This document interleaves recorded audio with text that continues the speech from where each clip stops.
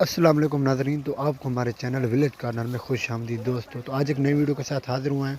तो बारिश भी आई हुई है और दो बेलारस और एक गाजी ने ट्राली को निकालने की बहुत कोशिश की, लेकिन वो ट्राली निकालने में नाकाम रहे। तो अब फिएट 480 आने वाला और उसी का इंतज़ार हो रहा है। तो हम वीडियो के साथ जुड़े रहिए। और हाँ, अगर चैनल पर आए पहली बार तो चैनल को सब्सक्राइब और वीडियो को लाइक कर दिया करें।